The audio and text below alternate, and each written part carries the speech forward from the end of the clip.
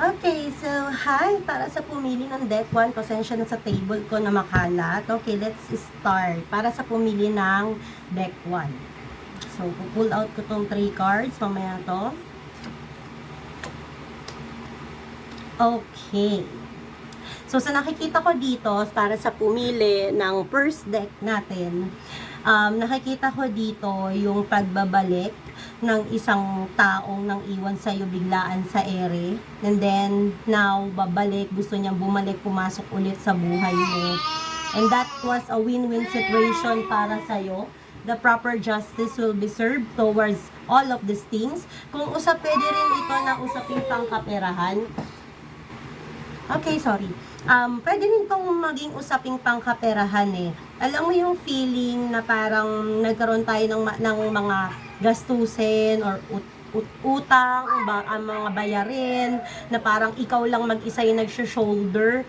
But this time of your life, currently, mababayaran or mareresolbahan na yung pamamroblema sa pera, na parang ikaw lang yung nagdadala or nagbibitbit. Kumbaga, the proper justice will be served towards you, a win-win situation will come your way, and sinasabi dito na may bagong path, bagong journey, bagong adventure na magbubukas para sa'yo.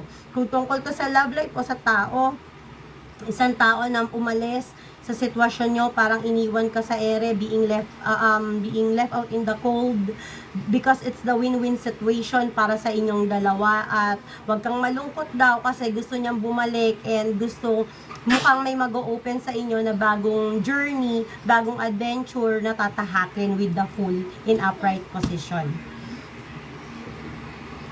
So, yeah, ituloy natin. So, ito naman yung advice for love, okay, ng ating mga spirit guides para sa'yo. Surrender, wow.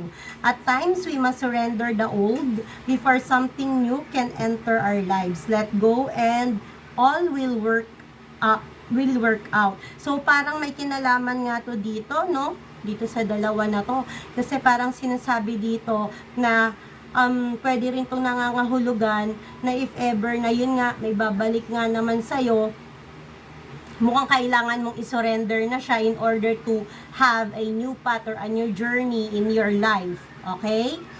Para may mga bagay daw na mag-work out. Kung usaping pangkaperahan naman to, mukhang para maresolbahan yung iyong mga pamumroblema sa usaping pangkaperahan, I think you have to let go of the things para ma-solusyonan, 'di ba? Magbawas ng gamit na may value, magbenta, something like that, para mayroon daw. But this is more on love life kasi. Kung sa love life, you have to surrender daw as of now para may bagong magsimula sa'yo. Then, ito, life advice naman to. Sa life advice, successful completion. This is a time of incredible accomplishment. You're justified in feeling joy, a sense of completion, and pride in the amazing job you've done. You've been blessed with many spiritual insights. Soon, you'll begin a new journey, but for now, take time to bask in the happiness of your dreams coming true. Okay, may connection siya kay Justice card at saka kay The Fool. Okay, bakit?